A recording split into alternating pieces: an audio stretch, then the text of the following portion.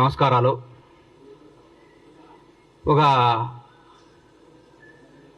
గత కొన్ని రోజులుగా మా ప్రభుత్వంపై మాట్లాడుతున్నా అన్న, మా ప్రభుత్వంపై గౌరవ మాజీ మంత్రివర్యులు, మాజీ ముఖ్యమంత్రి శ్రీ కేసీఆర్ గారి అబ్బాయి అని ఎందుకు అంటున్నానంటే, ఆయన వాళ్ళ నాన్న పేరు చెప్పుకొని రాజకీయాల్లోకి వచ్చారు కాబట్టి, తండ్రి పేరుని అడ్డం పెట్టుకొని అమెరికాలో నుంచి వచ్చి మా నాన్న రాజకీయాలు చేస్తున్నాడు కాబట్టి నేను కూడా చేస్తాను మా నాన్నదని తీసుకొని వాళ్ళ నాన్నగారిని వారసత్వాన్ని పుచ్చుకొని రాజకీయాలు చేస్తున్నాడు కాబట్టి కేసీఆర్ గారి అబ్బాయిగానే మేము చూస్తాం ఆయన్ని. కేటీఆర్ గారి గురించి మాట్లాడుతూ మా ముఖ్యమంత్రి గారిని కష్టపడి కష్టాన్ని ఇష్టంగా చేసుకొని ప్రజా సమస్యను తన సమస్యగా చేసుకొని 17 ఏళ్ల సుదీర్ఘ పోరాటం చేసి ఏ వారసత్వం లేకుండా, ఏ బ్యాక్గ్రౌండ్ లేకుండా, ఏ చరిత్ర లేకుండా ఒక రైతు బిడ్డలా పుట్టి కొండారెడ్డిపల్లి నుంచి తెలంగాణ రాష్ట్రానికి ముఖ్యమంత్రి అయ్యేదాకా వన్ మ్యాన్ షో, ఒకటే పోరాట యోధుడిగా తన రాజకీయ ప్రయత్నించి మీరు పెట్టిన చిత్రహింసలు, మీరు పెట్టిన మానసిక క్షోభ, మీరు పెట్టిన ఆఖరికి తన కన్న కూతురు పెళ్లికప్పుడు కూడా మీరు పెట్టి జైల్లో పెట్టి మీరు పెట్టిన ఇబ్బందులన్నీ తట్టుకొని రాష్ట్రానికి ముఖ్యమంత్రిగా అయి 6 గ్యారంటీలను ఇచ్చిన హామీలను అద్భుతంగా అమలు చేస్తూ స్వచ్ఛమైన పరిపాలన, నీతివంతమైన పరిపాలన, నిజాయితీ గల పరిపాలన అందరికీ అందిస్తూ ఈరోజు భారతదేశంలో ప్రతి ఒక్క ముఖ్యమంత్రి మన ముఖ్యమంత్రి వైపు చూస్తూ రేవంత్ రెడ్డి గారు అద్భుతంగా చేస్తున్నాడు, తెలంగాణ రాష్ట్రంలో పరిపాలన బ్రహ్మాండంగా జరుగుతుంది, నీతివంతమైన పరిపాలన జరుగుతుంది చెప్పుకునే స్థాయికి తీసుకొచ్చినట్టే 2.5 నెలలు 3 నెలలు కూడా కాలేదు. ఈ ప్రభుత్వంలో తట్టుకోలేక బాధపడుతూ కేటీఆర్ గారి చుట్టూ ఏముంటుందంటే, మన చుట్టూ వైఫై ఉన్నట్టు ఆయన చుట్టూ విపరీతంగా ఈగో ఉంటుంది. ఆ ఈగో తెంచుకోవాలంటే కొంచెం కష్టం. ఒకప్పట్లో చరిత్రలో బాలీవుడ్లో కొంతకాలం రాజేష్ ఖన్నా సూపర్ స్టార్గా ఉండేవాడు. ఆయన సినిమాలు ఫ్లాప్ అవుతున్నా కానీ ఆయన సూపర్ స్టార్ అనే భ్రమలో పెట్టారని పక్కన జనం అందరూ ఆయన్ని.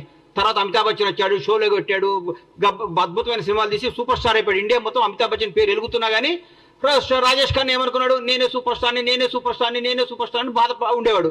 ఒక 10 ఏళ్ల తర్వాత ఏందయ్యా నా దగ్గరికి ఎవరు జనం వస్తలేరంటే, సార్ మీరు 10 ఏళ్ల ముందే మీరు సూపర్ స్టార్ పోయింది సార్, అమితాబ్ బచ్చన్ ఒక ఆయన వచ్చి సూపర్ స్టార్ అయిపోయాడు అని చెప్పుకుంటే అప్పుడు షాక్ తిన్నాడు. అట్లా ఇప్పుడు కేటీఆర్ గారు ఒక భ్రమలో ఉన్నాడు. నేను కేసీఆర్ గారి అబ్బాయిని, తెలంగాణ రాష్ట్రం మాది, తెలంగాణ మేము సెంటిమెంట్ని మేమే కదా రగిలించుకొని మేమే దానికి పేటెంట్ తీసుకున్నాం కదా, మాదే కదా, నా దగ్గర రావట్లేదండి, నా నమ్ముకున్న వాళ్ళందరూ వెళ్ళిపోతున్నారేంది, నా అనుకున్న వాళ్ళందరూ లైఫ్లో సెటిల్ అయిపోతున్నారేంది, నాకు దూరం అయిపోతున్నారేంది, మానసిక శోభ. పగోడు కూడా ఆయనకు వచ్చిన కష్టం రాకూడదు, పగోడు కూడా కేటీఆర్కి వచ్చిన కష్టాలు రాకూడదు అని కోరుకుంటున్నా. ఎందుకంటే తను నమ్ముకున్న నాయకులందరూ నిన్ను చీదరించి వెళ్ళిపోతున్నారు. నా అనుకున్నాడు నాతో నా జీవితంలో ఉండాల్సిన వాళ్ళు అందరూ కానీ హ్యాపీగా లైఫ్లో సెటిల్ అయిపోతున్నాడు పెళ్లి చేసుకొని. నీదంటూ ఎవడూ లేడు, నీకు చెప్పుకోవడానికి లేదు, నువ్వు రాజకీయ వారసత్వంగా రాజకీయ నాయకుడిగా డిజాస్టరు. టీఆర్ఎస్ పార్టీ కూడా రేపు పొద్దున బీఆర్ఎస్ పార్టీ మాకేమన్నా ప్రత్యర్థిగా ఏమైనా మాట్లాడితే మేము ఆశ్రయాలంటే హరీష్ రావు గారు ముందుకు వస్తున్నాడు. హరీష్ రావు గారు మాకు ప్రత్యర్థిగా మా ముఖ్యమంత్రి గారితో మాట్లాడటానికి ఆయన సరిపోతున్నాడు. మీరు దేనికి, మీ పార్టీ నాయకులే మిమ్మల్ని మీరు దేనికి పనికిరారు, దేనికి పనికిరాని దద్దమ్మని మీరు మీ వాళ్ళే చెప్పుకుంటున్నారు. పైగా మీరు ఎక్కడ సెక్స్ అయ్యారంటే ఒక 300-200 యూట్యూబ్ ఛానల్స్ పెట్టుకొని వాళ్ళతో ప్రత్యేకంగా తిట్టేయటం, వాళ్ళని తిట్టేయటం, రేవంత్ రెడ్డి గారిని తిట్టేయటం, కాంగ్రెస్ వాళ్ళని తిట్టేయటం, కాంగ్రెస్ తప్పులు. మీ దగ్గర మీ మున్సిపల్ మంత్రిగా ఉన్న మీ ఆధీనంలో 1, 2, 3, 5వ స్థాయిలో ఉన్న బాలకృష్ణ అనేవాడిని పట్టుకుంటేనే 1000 కోట్లు 2000 కోట్లు దొరికినాయి. ఆయన ఏంది ఆయన ఆఫీసర్ పేరు ఏంది, మన ఔటర్ రింగ్ రోడ్డు మన కారు రేసులు ఇచ్చిన ఆయన కారు మన అరవింద్ కుమార్ గారే డైరెక్ట్గా చెప్పాడు, నువ్వు కేటీఆర్ గారు ఇవ్వమంటే నేను డబ్బులు ఇచ్చాను. మీరు రాబోయే రోజుల్లో ఇంకా ఇంకా ఇంకా ఇంకా ఇంకా కష్టాలు తెచ్చుకొని మీరు చేసిన పాపాలు గడుక్కోవటమే మీ జీవితం స్మాష్ అయిపోయింది. ఈ రోజు రాజకీయంగా మీరు భూస్థాపితం అయిపోయారు. మీకు ఎప్పుడు రేపు పార్లమెంట్ ఎలక్షన్ వరకు మీరు ఒక్క దగ్గర కూడా పోటీ చేసే అర్హత లేదు. మీరు ఫోన్ చేస్తే క్యాండిడేట్లు పారిపోతున్నారు. ఒక 17 స్థానాలకు ఒక్కొక్క పేర్లు చెప్పండి సార్ మీరు పోటీ చేసేవాళ్ళు. మా కాంగ్రెస్ పార్టీకి ఒక్కొక్క స్థానం నుంచి 100 మంది సీట్ల కోసం పోటీ చేస్తారు, 100 మంది సీట్ల కోసం ట్రై చేస్తారు. అది ఈరోజు మాకున్న పార్టీ, మాకున్న పరిపాలన. పైగా మీరు గొప్ప మాట అన్నారు, మాకు 6 గ్యారెంటీ లేదు మా గవర్నమెంట్, 7 గ్యారెంటీలు వచ్చింది. 7వ గ్యారెంటీ ఏందో చెప్తా, స్వేచ్ఛ, నిజాయితీగా మాట్లాడుకో, ఎవడైనా స్వేచ్ఛగా మాట్లాడుకోవచ్చు. ఇది మహాత్మా గాంధీ ఇచ్చిన ఫ్రీడమ్ ఆఫ్ ఇండియా, స్వేచ్ఛ, ఇండిపెండెన్స్ లో మేము మాట్లాడుతున్నాం అని చెప్తున్నాం మీకు. జవహర్ లాల్ నెహ్రూ బలపరిచిన పార్లమెంటరీ డెమోక్రసీలో ఉన్నాం మనం.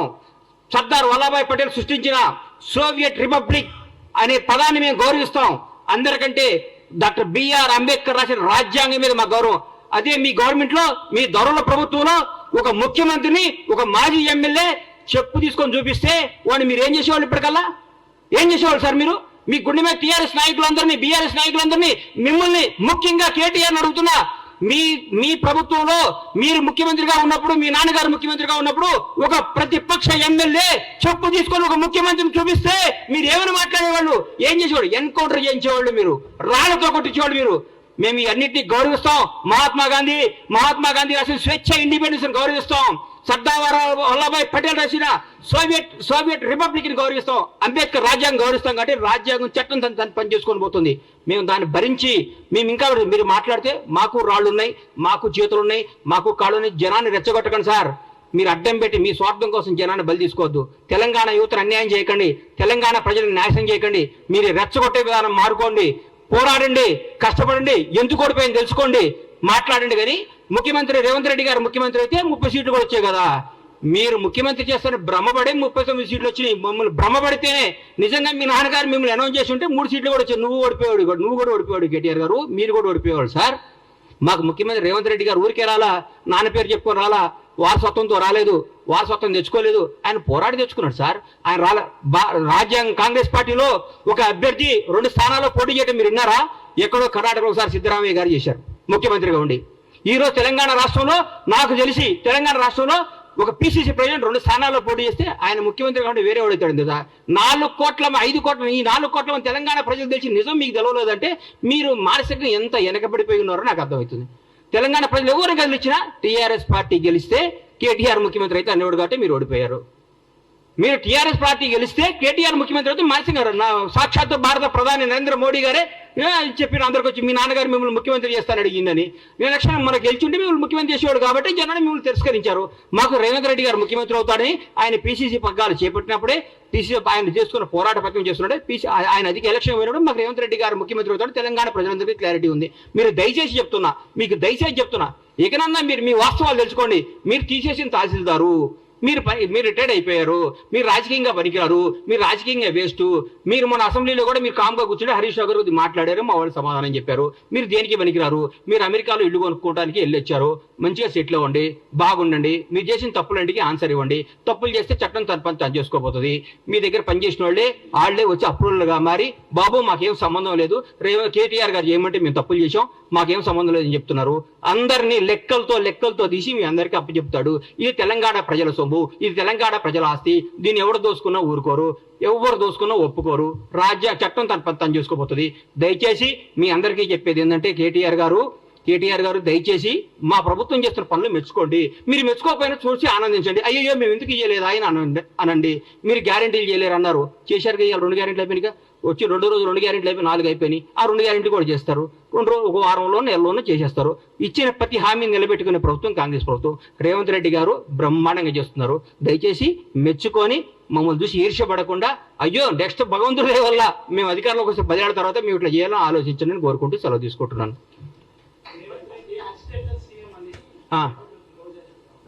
రోజా ఏం చెప్పారండి? రోజా గారి గురించి, రోజా డైమండ్ రాణి, ఆమె గురించి ఏం మాట్లాడతాం? ఆమెకు సీట్ వస్తుందో రాదో డౌటు. రోజా రేవంత్ రెడ్డి యాక్సిడెంటల్ సీఎం కాదు. ఆమె ఎవరి దగ్గర పనిచేస్తుంది? ఆయన యాక్సిడెంట్ సీఎం. రేవంత్ రెడ్డి గారు ఫైటర్. రేవంత్ రెడ్డి గారు ఫైటర్, పోరాడిన యోధుడు. భారతదేశంలో ఇట్లాంటి యోధులు చాలా తక్కువ మంది ఉంటారు. ఈయన యోధుడు. ఈయన పోరాడి కష్టపడి తనేందో నిరూపించుకొని ముఖ్యమంత్రి పదవి తెచ్చుకున్నాడు. యాక్సిడెంటల్ సీఎం అయితే నాన్నగారు చనిపోతేనో, నాన్నగారు వారసత్వం వస్తేనో, ఇంకోటి వస్తేనో, నీలాగా పులుసు వండి పెడితేనే వస్తుంది. నువ్వు పులుసు వండి పెట్టావు కాబట్టి నువ్వు పులుసు పాపవు. నువ్వు వదిలేయి. నువ్వు రేపో మాపో మాజీ అవుతావు.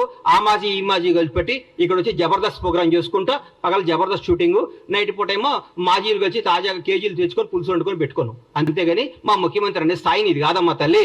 నువ్వు ఈ స్థాయి కాదు. నువ్వు ఐటెం రానివి. నువ్వు ఐటెంలానే ఉండు.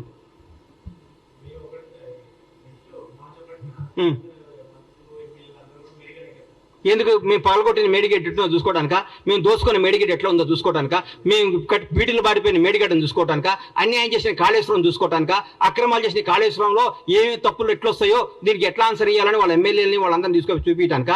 పగిలిపోయింది కదా, పగిలిపోయిందా? మేము పగలగొట్టామా?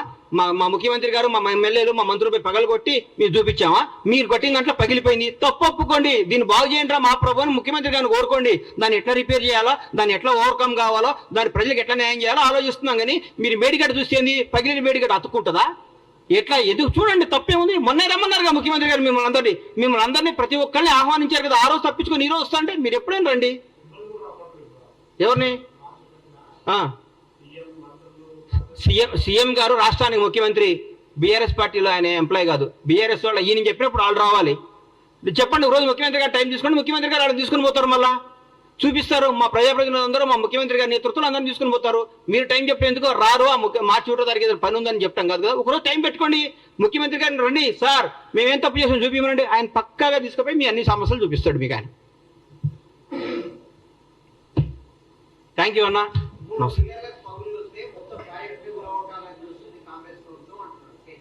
అన్నా ఒకటి గుర్తుపెట్టుకున్నా, ఒంట్లో ఒక ఏళ్ళకు షుగర్ వస్తే కాలు తీసేయరు, ఆ ఏళ్ళు తీసేస్తారు. ప్రాజెక్ట్ ఏం కూలగొట్టాలని చూడలేదు, దాన్ని రిపేర్ చేస్తే ఆ ఏళ్ళు తీసేస్తే పెరగకుండా చూస్తున్నారు. ఆ 3 పిల్లలతో బాగవుతుందని, 3 పిల్లలు బాగు చేస్తే బాగవుతున్నాను రాసిమనండి. రేపొద్దున పెద్ద విపత్తు వస్తే కూడా మాదే బాధ్యతను రాసిమనండి. ఒకవేళ పొరపాటు మేడిగడ్డ పగిలిపోతే, మేడిగడ్డ పడిపోయి కొట్టుకోపోతే బీఆర్ఎస్ ప్రభుత్వం బాధ్యతను రాసిమని చెప్పండి. వాళ్ళు చెప్పినట్టు చేస్తారు. రేపొద్దున లక్షల కోట్ల జనం, వేల మంది ప్రాణాలు, కొన్ని కోట్ల ఆస్తులు రెస్పాన్సిబిలిటీ ఎవరు? రాజ్యాంగం. ఎవరు రెస్పాన్సిబిలిటీ? ప్రభుత్వ రెస్పాన్సిబిలిటీ. ఏది మంచో ఏది న్యాయమో అది చూస్తారు. మొత్తం పగిలిపోతే పనికిరానప్పుడు తీసేకేం చేస్తాం సార్? పనికి రానప్పుడు తీసేకేం చేస్తారు? పనికి వస్తే పడగొట్టడానికి పిచ్చోళ్ళ ఇల్లు. పడికి వస్తే ఇంతమందికి ఉపయోగపడేది ఉంటే ఎందుకు పడగొడతారు దాన్ని? మీరు తప్పు చేస్తున్నారు. మీరు 3 పిల్లర్లు వస్తే, మనిషిలో 3 పిల్లర్లు వస్తే రేపు 3 పిల్లలు 30 పిల్లర్లు కాకుండా దీన్ని అరికట్టాలి. లేకుంటే 3 పిల్లలు రిపేర్ అయితే కథ ఉందని బాగొద్దున్నాళ్ళు రాసిమనండి.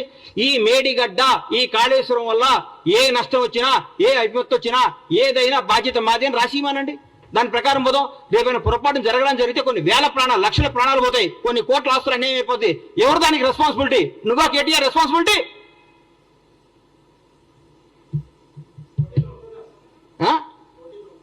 మా ముఖ్యమంత్రి గారు ఏం చెప్తే అది, మా పార్టీ ఏది ఆశిస్తుంది. నేను రేవంత్ రెడ్డి గారు ముఖ్యమంత్రి అవడం, కాంగ్రెస్ పార్టీ అధికారం అవడంలో చాలా హ్యాపీగా ఉన్నా. మా పార్టీ ఏది ఇస్తే అది, కార్యకర్తగా సంతోషంగా ఉన్నా. రాబోయే 10 ఏళ్ళు కాంగ్రెస్ పార్టీ అధికారంలో ఉండాలని నేను చూసుకుంటున్నా. కాంగ్రెస్ పార్టీ అధికారంలో ఉంటుందని ఆశపడుతున్నా. బ్రహ్మాండంగా ఉంటుంది, బ్రహ్మాండంగా చేస్తానని మీ అందరికీ హామీ ఇస్తున్నా.